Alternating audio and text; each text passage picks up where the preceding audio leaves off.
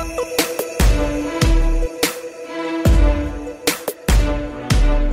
up guys, this is Nanish and welcome back to my channel and I'm Food Science। Diabetic एक chronic disease है जिसमें हमारी body में जो blood sugar level होता है काफ़ी हाई रहता है। इसके कारण हमें काफ़ी सारी कॉम्प्लिकेशंस होती हैं जैसे cardiovascular disease, peripheral neuropathy, neurological diseases, eye problems, list is so on.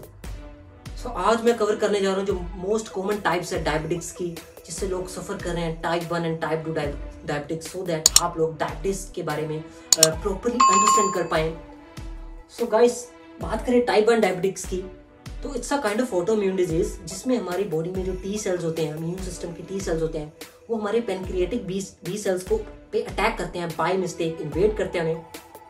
So it's a kind of disease जिसमें हमारा इम्यून सिस्टम हमारे खिलाफ काम कर रहा है बाय मिस्टेक, क्योंकि उसको लगता है कि it's a pathogen, but that beta cells are very important for our body's growth, for our insulin growth, क्योंकि बीटा सेल्स जो होते हैं इंसुलिन रिलीज करते हैं एंड इंसुलिन फर्दर हमारे ग्लूकोज को मेटाबलाइज करता है सेल्स के अंदर। सो इन दिस केस होता क्या है कि आइदर हम किसी वायरल फीवर से या बचपन में किसी वायरस से सफर करे हो and further on addition to that हम काफ़ी बैड डाइट कंज्यूम करें। जैसे देखा जाता है कि बच्चे काफ़ी शुगरी फूड कंज्यूम करते हैं, sugary drinks and juices and all sort of convenient foods consume करते हैं, फास्ट फूड खाते हैं, चॉकलेट्स खाते हैं, तो वो जो एनर्जी उनमें आ रही है वो बर्न नहीं कर रही है, ना ही वो एनर्जी प्रॉपरली मेटाबलाइज हो रही है, क्योंकि जो टी सेल्स है वो बीटा सेल्स को अटैक कर रहे हैं एंड हमें ऑटोइम्यून डिजीज का सामना करना पड़ रहा है। इसके अलावा काफ़ी मेटा एनालिसिस में ये भी देखा गया है कि जिनके पेरेंट्स अर्लियर लाइफ में टाइप 1 डायबिटीज से सफ़र कर रहे हो, तो due to that family history बच्चे को भी टाइप 1 डायबिटिक्स की प्रॉब्लम आ सकती है। इसके चांसेस ऑलमोस्ट 30% होते हैं। एंड इन दिस केस हमारी बॉडी में जो पैनक्रियास के बीटा सेल्स है वो बिल्कुल इंसुलिन नहीं प्रोड्यूस करते, जिसके कारण हमारी ब्लड में जो ग्लूकोज होता है, जो कार्ब्स है, कार्बोहाइड्रेट हमारी बॉडी में ग्लूकोज में कन्वर्ट होते हैं, जो ग्लूकोज होता है वो फर्दर हमारे सेल्स में मेटाबलाइज नहीं हो पाता। तो होता क्या है कि जब वो मेटाबलाइज नहीं हो पाता तो हमारे ब्लड में रहता है एंड इस कंडीशन को हम टाइप 1 डायबिटिक्स कहते हैं, क्योंकि इसमें ऑटोइम्यून का it's kind of autoimmune problem, वो जब हमारे ब्लड में रहता है तो हमारी किडनी जो है उसको फ्लश आउट करती है ताकि हमें complications like heart complications, peripheral neuropathy जैसी कॉम्प्लिकेशंस का सामना ना करना पड़े। तो हमारी किडनी इसको फ्लश आउट काफ़ी हद तक करती है एंड इस कारण हमें फ्रीक्वेंट यूरिनेशन की प्रॉब्लम होती है। अगर हम यूरिनेट ज़्यादा कर रहे हैं तो हमें प्यास लगेगी, वी फील फ्रीक्वेंट थर्स्टी। इसके अलावा हमारी बॉडी में कोई एनर्जी नहीं होती and we lose fat, we lose weight, my bad. So guys, अगर हमारे सेल्स में एनर्जी मेटाबलाइज नहीं हो रही, अगर हमारे सेल्स में ग्लूकोज मेटाबलाइज नहीं हो रहा, क्योंकि हमारी बॉडी में बिल्कुल इंसुलिन प्रोडक्शन नहीं हो रही, तो इट्स वेरी ऑब्वियस कि हमारे जो सेल्स है वो न्यूट्रिएंट डेफिसिट रहेंगे एंड हमारा जो ग्लाइकोजन रिजर्वायर है वो भी डेफिसिट में रहेगा and we feel lack of energy and हमारा वेट कम होता है। एंड इसके अगर बात करें कि कितनी पॉपुलेशन है जो टाइप 1 डायबिटीज से सफर कर रही है, तो ये मोस्टली देखा जाता है कि जो बच्चे काफ़ी अर्ली एजेस में like 7 to 10 years, 12 years, 15 years तक टाइप 1 डायबिटिक्स से वो सफ़र कर रहे होते हैं। इसकी अगर बात करें कि कितनी पॉपुलेशन है तो hardly 5 to 10% world's population is suffering from type 1 diabetics. So उसकी जो पॉपुलेशन है वो काफ़ी कम है and it's a least common type of diabetics. So अगर बात करें क्योर के बारे में, ट्रीटमेंट के बारे में, तो बिकॉज हमारी बॉडी में बिल्कुल इंसुलिन प्रोड्यूस नहीं हो रहा तो हमें इंसुलिन डिपेंडेंट रहना पड़ता है। हमें इंसुलिन थ्रू मेडिकेशन लेना पड़ता है, आइदर थ्रू मेडिसिन और थ्रू इंजेक्शंस एंड इसका अभी तक एज पर नाउ कोई भी इसका कोई क्योर नहीं है, कोई प्रॉपर ट्रीटमेंट नहीं है। इसको मैनेज किया जा सकता है with medication, with a proper dietary information, dietary help, आप healthy lifestyle को follow करें and you have to go through insulin medications and all sort of things. So guys, if you are suffering from frequent urination, frequent thirst, your lack of energy and अगर आपके बच्चे को in history कोई viral fever या virus हुआ है and और either अगर आपकी हिस्ट्री में आपको टाइप 1 डायबिटिक्स हुई है तो काफी ज्यादा चांसेस है कि आपके बच्चे को भी टाइप 1 डायबिटिक्स की प्रॉब्लम हो. So guys please make sure you guys go and consult your doctor, get help from your professional. इसके बारे में बात करें टाइप 2 डायबिटिक्स के बारे में, तो अनलाइक टाइप 1 टाइप 2 डायबिटिक्स एक ऑटोइम्यून डिजीज नहीं है, बट ये further on down the road काफी ऑटोइम्यून डिजीज की प्रॉब्लम्स क्रिएट करता है. सो इसका रीजंस के बारे में बात करें तो it's very first bad diet and lifestyle. हम करते हैं क्या है, हम सिंपल कार्ब्स पे लोड अप करते हैं, हम शुगर कंज्यूम करते हैं, एंड जो शुगर है वो फर्दर हमारे सेल्स में अप टू सम टाइम हमारा इंसुलिन हार्मोन प्रॉपर्ली वर्क करता है, हमारे बीटा सेल्स प्रॉपर्ली वर्क करते हैं, इंसुलिन हार्मोन प्रोड्यूस कर रहे हैं. But due to our bad habits हम शुगर कंज्यूम कर रहे हैं काफी एक्सेसिव अमाउंट में, सिंपल कार्ब्स कंज्यूम कर रहे हैं एक्सेसिव अमाउंट में, एंड वो एनर्जी बर्न आउट नहीं कर रहे.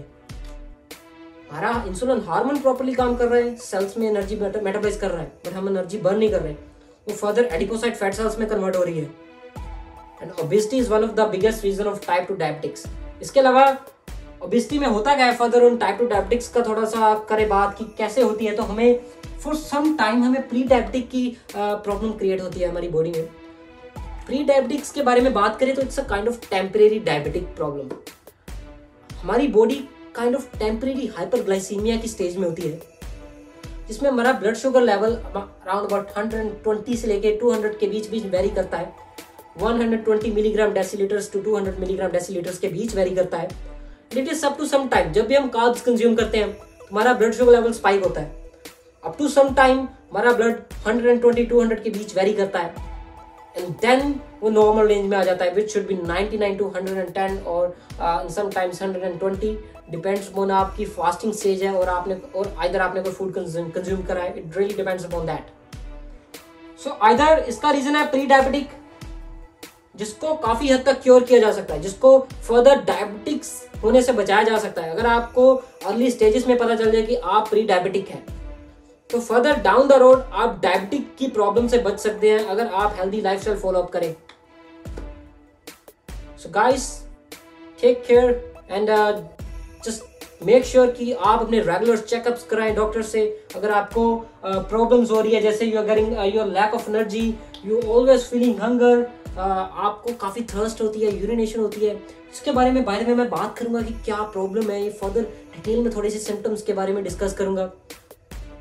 एज वेल एज काफी स्टडीज में ये भी देखा गया है कि अगर आप गेस्टेशनल डायबिटीज से सफर कर रहे हैं.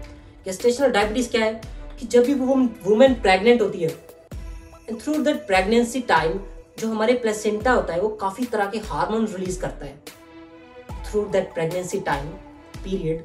तो वो फर्दर जो प्लेसेंटा जो हार्मोन रिलीज करता है, वो जो इंसुलिन हार्मोन की कैपेबिलिटी होती है वो फर्दर वो कम हो जाती है. काफी जो उसकी एबिलिटी होती है परफॉर्मेंस की इंसुलिन हार्मोन की, वो ऑलमोस्ट 3 गुना कम हो जाती है. एंड एज वेल एज हमारी बॉडी में जब वुमेन की बॉडी में बेबी होता है, जो फेटस में बेबी की डेवलपमेंट हो रही होती है, उसके लिए due to excess amount of volume, excess amount of weight, हमारी जो वुमेन बॉडी होती है उसको ज्यादा अमाउंट ऑफ इंसुलिन चाहिए होता है. एंड इतनी हमारी बॉडी इंसुलिन, हमारा पेनक्रियास इतना इंसुलिन प्रोड्यूस तो एक टाइम तक तो करता है, but very soon it get exhausted. वो एग्जॉस्ट हो जाता है, and then up to some time, for some time like kind of 6-7 months through that pregnancy period, हमारा जब भी हम कार्ब्स कंज्यूम करते हैं हमारा ग्लूकोज लेवल काफी हाई रहता है, क्योंकि it's kind of a temporary resistance problem. However studies में ये भी देखा गया है कि जो काफी तरह का मेटा एनालिसिस होते हैं, उसमें ये भी देखा गया है कि आफ्टर प्रेगनेंसी पीरियड जो जेस्टेशनल डायबिटीज है वो काफी हद तक हील आउट हो जाती है, रिकवर हो जाती है. जिसके फर्दर काफी कॉम्प्लिकेशंस होते हैं, जैसे कि जो सेजेरियन सेक्शन होता है उसके चांसेस काफी बढ़ जाते हैं during time of delivery. Caesarean section के जो चांसेस है ऑलमोस्ट 2 से 3 गुना बढ़ जाते हैं. एज वेल एज बेबी की फर्दर डाउन द रोड जब एज बढ़ेगी, उसके टाइप 2 डायबिटिक्स के चांसेस ऑलमोस्ट 30 गुना बढ़ जाते हैं. एंड मदर के भी चांसेस डाउन द रोड, अगर वो हेल्दी लाइफस्टाइल फॉलो अप ना करे तो डायबिटिक के चांसेस ऑलमोस्ट 60% बढ़ जाते हैं. सो अगर आपके लिंकअप में कोई प्रेग्नेंट वुमेन है तो मेक श्योर कि आप उनका डाइटरी इंटेक प्रॉपर रखें, उनको कार्ब्स, कॉम्प्लेक्स कार्ब्स दें, एंड कार्ब्स की जो लिमिट होनी चाहिए वो मॉडरेशन अमाउंट में होनी चाहिए. By the way, it's really deep topic and I'll make sure कि I'll make another video on that and मैं इसका जो डिस्क्रिप्शन लिंक है डिस्क्रिप्शन बॉक्स में ऐड ऑन कर दूंगा. For gestational diabetes, it's really a deep topic. It's really important. So जब हमारी बॉडी इनफ इंसुलिन नहीं प्रोड्यूस कर रही तो हमें इंसुलिन रेजिस्टेंस की प्रॉब्लम होती है कि हमारे जो बीटा सेल्स होते हैं वो एग्जॉस्ट कर जाते हैं. एंड देन हमारे जो ब्लड शुगर लेवल्स हैं काफ़ी हाई रहते हैं क्योंकि हमारी बॉडी में जो मेटाबॉलिज्म होती है सेल्स में एनर्जी की, ग्लूकोज की, वो नहीं हो पाती. एंड मोस्टली देखा जाता है कि इसकी जो सिम्टम्स टाइप 2 डायबिटिक्स के होते हैं वो आफ्टर 30s और 40s में देखे जाते हैं. And it can be other 50s 60s. It really depends कि आपका जो हेल्दी लाइफस्टाइल कैसा है, आपका लाइफस्टाइल कैसा है. It really depends upon that. In fact मैंने काफ़ी लोगों को देखा है कि जो इवन 20s में टाइप 2 डायबिटिक्स से सफ़र कर रहे हैं. So age does not matter. You guys have to eat good food. You guys have to stick to complex carbs instead of simple carbs. So इसके symptoms के बारे में बात करें. Less energy. अगर आपके cells में glucose metabolize नहीं होगा तो guys it's really obvious you guys gonna be lack of energy. जिस इंसान के cells में glucose नहीं metabolize हो रहा वो glucose blood stream में रह रहा है तो हमें हमारी बॉडी का एनर्जी नहीं मिल रही, हमारे ग्लाइकोजन रिजर्वायर फिल आउट नहीं हो रहा. एंड एक्सेस अमाउंट ऑफ जो शुगर है हमारे ब्लड में, हमारी किडनी उसको फ्लश आउट करने में हेल्प करती है. That's why we have frequent urination. And अगर हम यूरिनेट करेंगे वी फील फ्रीक्वेंट थ्रस्टी, हमें एक्सेस अमाउंट ऑफ थ्रस्ट लगेगी, प्यास लगेगी ज्यादा. एंड देन अगेन हमारे जो हंग्री सेल्स है, हमारे सेल्स है, उनको प्रॉपर न्यूट्रिएंट नहीं मिल रहे, दे आर न्यूट्रिएंट डेफिसिट. सो इसके कारण these are the symptoms which can be seen, and as well as weight gain and weight loss. Weight loss by the way बताऊं कि type 1 diabetes में weight loss की काफी problem होती है. It's one of the biggest symptom. And weight gain जो होता है जब हमारे सेल्स में जो ग्लूकोज है वो मेटाबॉलाइज नहीं हो रहा तो वो हमारे एडिपोसाइट फैट सेल्स में कन्वर्ट होता है. We get obese. अगर हमें सिम्टम्स है ओबेसिटी के, एकदम से ओबेसिटी आ रही है, 2-3 साल में ओबेसिटी आ गई, हमें मोटापा आ रहा है, हमारा वेट गेन कर रहा है, तो that can be a reason कि आप मे बी टाइप 2 डायबिटिक्स से सफर कर रहे हैं. एंड गाइस अगर आप इसको अर्ली स्टेजेस में कैच ऑन करें तो you can really prevent it. But अगर आपको एक बार इंसुलिन हार्मोन की प्रॉब्लम हो गई तो it can not be cured. However it can be managed. आप इंसुलिन डिपेंडेंट नहीं रहते. जब आपकी कंडीशन काफी सिवियर होती है तो तब आपको इंसुलिन की जरूरत पड़ती है, आपको मेडिकेशन की जरूरत पड़ती है. However, it can be managed by a healthy food and exercise. अगर आप हेल्दी फूड कंज्यूम करें, एक्सरसाइज करें रेगुलर, तो आपको इन majority of the chances medication की जरूरत नहीं है. आप इसको रिवर्स नहीं कर सकते, आप इसको मैनेज कर सकते हैं. क्योंकि रिसेंटली मैंने कुछ लोगों को देखा है, they are spreading false news on so many channels की like amazing.